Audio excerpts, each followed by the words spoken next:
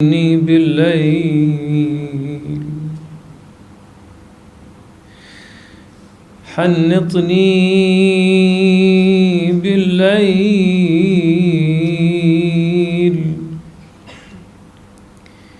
ودفني بالليل۔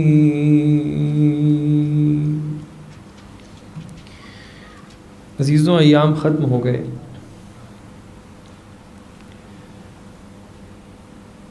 آپ نے جناب فاطمہ کے بارے میں بہت کچھ سنا، اور ایام اب یہاں تک کہ پہنچ گئے کہ اب فاطمہ میں کچھ رمق نہ بچی۔ یہی لمحات ہوں گے، یہی ایام ہوں گے جب فاطمہ خدا حافظی کر رہی ہیں۔ اب علی سے اپنی وصیتیں کر چکی ہیں، علی بھی جانتے ہیں کہ بس کچھ ہی لمحات اور کچھ ہی ساعات بچے ہیں اور اس کے بعد فاطمہ چلی جائیں گی۔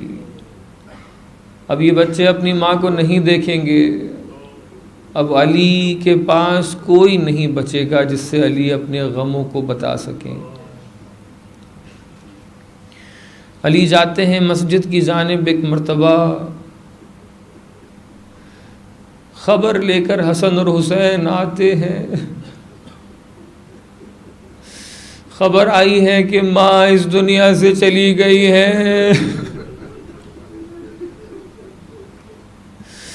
ایک عام باپ کیا کرتا ہے؟ اگر ماں دنیا سے چلی جائے تو وہ فوراً بچوں کو گلے لگا لیتا ہے، کہیں بچے رونے نہ لگیں، کہیں بچوں پہ بہت سخت نہ پڑ جائے۔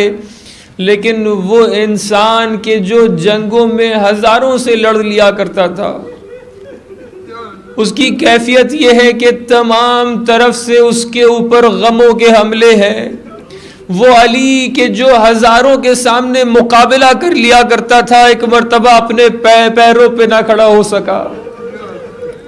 علی منہ کے بل زمین پر تشریف لاتے ہیں، کسی طریقے سے گھر تک کے پہنچتے ہیں۔ فاطمہ کلمینی،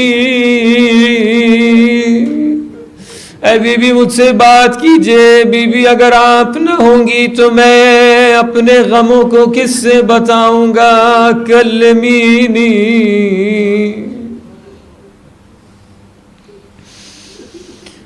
دن اور ایام گزرتے ہیں، وقت گزرتا ہے۔ علی علیہ السلام وصیت کے مطابق غسل کے لیے لے کر جاتے ہیں۔ اب غسل دینے سے پہلے وصیت کے مطابق کفن کو، دفن کو، غسل کو چھپا کر رکھنا ہے، کسی کو بتانا نہیں ہے کہ فاطمہ آج رات کو دفن ہونے والی ہیں۔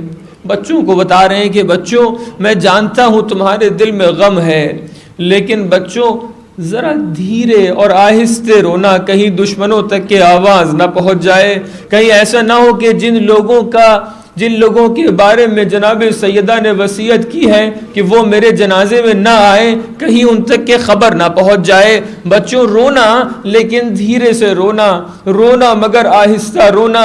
لیکن ایک مرتبہ غسل دیتے دیتے حضرت امیر، جو ابھی تک کے بچوں سے رونے کے لیے منع کر رہے تھے، ایک مرتبہ دہاڑ لگا کر رونا شروع کر دیتے ہیں۔ بعد میں اصحاب نے پوچھا، اے امیر المومنین کیا ہو گیا تھا جو آپ نے اتنی غضب کی آواز لگا کر رونا شروع کر دیا؟ ایک مرتبہ علی بتاتے ہیں، میرا ہاتھ ٹوٹی ہوئی پسلیوں تک کے پہنچ گیا تھا۔ آئے فاطمہ نے اپنی ٹوٹی ہوئی پسلیوں کو مجھ سے چھپایا۔ جب پسلیاں ٹوٹی ہوتی ہیں تو انسان جب سانس لیتا ہے تو ٹوٹی ہوئی پسلیاں اس کو اذیت کرتی ہیں، پریشان کرتی ہیں، لیکن سیدہ نے ان تمام دنوں تک کے اپنی ٹوٹی ہوئی پسلیوں کو چھپا کر رکھا۔ ایک مرتبہ شانوں تک کے ہاتھ پہنچا تو کیا دیکھا؟ شانے سوجے ہوئے ہیں، اس پر ورم ہے۔ ایک مرتبہ سر تک کے ہاتھ پہنچا تو کیا دیکھا؟ سر پر تازیانوں کے نشان ہیں۔ ہاں زاداروں، آج شب شہادت ہے، اس لیے بس ایک لمحہ اور آپ کے سامنے بیان کرتا ہوں اور آپ کی زحمتوں کو تمام کر دوں گا۔ آپ کو پتا ہے جب زینب کربلا سے واپس آ رہی تھی تو امام سجاد علیہ السلام نے اس کاروان کو مدینے کے باہر روکا تھا اور کہا تھا کچھ دیر ہم لوگ یہاں پر خیمہ لگا کر رکیں گے اور اس کے بعد مدینے میں جائیں گے.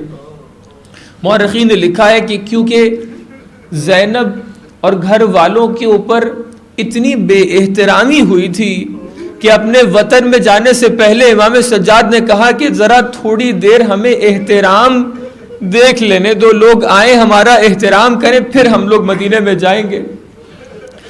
پھر جیسے ہی جناب زینب اور امام سجاد مدینے میں داخل ہوتے ہیں تو سب سے پہلے رسول اللہ کی قبر پہ جاتے ہیں.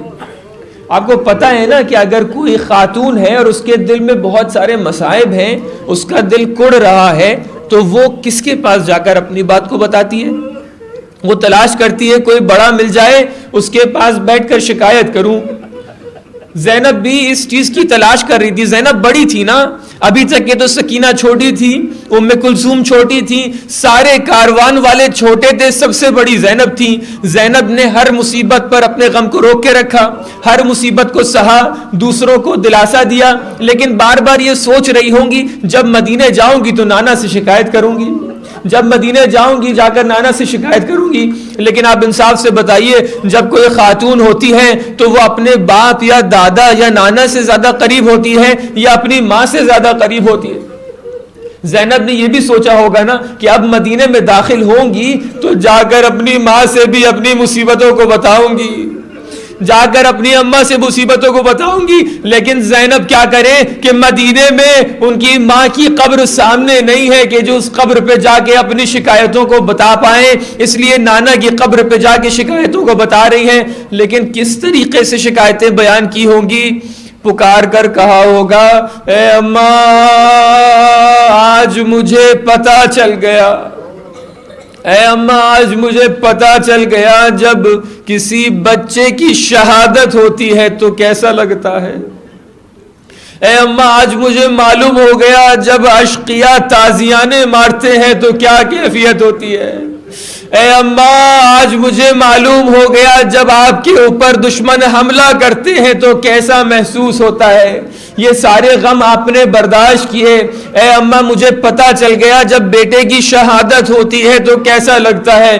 لیکن عزیزوں, شاید جناب سیدہ نے بھی پلٹ کر کچھ جواب دیے ہو اور کہا ہو, زینب میری بیٹی تم نے بہت مصائب سہے, لیکن کچھ ایسے مصیبتیں ہیں کہ جس کو تم نے نہ سہا. تمہیں یاد ہے نا کہ جب حسین زین سے زمین پر تشریف لے کر آ گئے تھے, اب اشقیاء کو یہ نہیں معلوم تھا کہ حسین زندہ ہیں یا مر چکے ہیں. تو ایک مرتبہ شمر نے کہا ذرا رکو, میں بتاتا ہوں کہ ابھی حسین زندہ ہے یا نہیں, ذرا خیموں کا رخ کرو. اگر خیموں کی طرف جاتے وقت حسین کے اندر رمق باقی ہوگی تو حسین اٹھ کھڑے ہوں گے. جیسے ہی خیموں کی سمت آدھا جانے لگے, ایک مرتبہ حسین نے اپنی بچی کچی رمق کو جمع کیا اور ایک مرتبہ اٹھ کر کہا, اے آدھا اگر تم مسلمان نہیں ہو تو کم سے کم آزاد انسان بنو. جب تک کہ میں اس دنیا میں موجود ہوں تب تک کہ خیموں کا رخ نہ کرنا. اشقیاء نے امام حسین کو شہید کیا. امام حسین کو شہید کرنے کے بعد خیموں پر حملہ کیا. لیکن میری بیٹی ذرا کیفیت کو سوچو, علی گھر میں موجود تھے اور زہرا پر اشقیاء نے حملہ کیا. کوئی تازیانے مارتا تھا, کوئی تماچے مارتا تھا, کسی نے جلتا ہوا دروازہ گرا دیا. الا لعنت اللہ علی القوم الظالمین وسيعلم الذين ظلموا أي منقلب ينقلبون. ماتم حسین.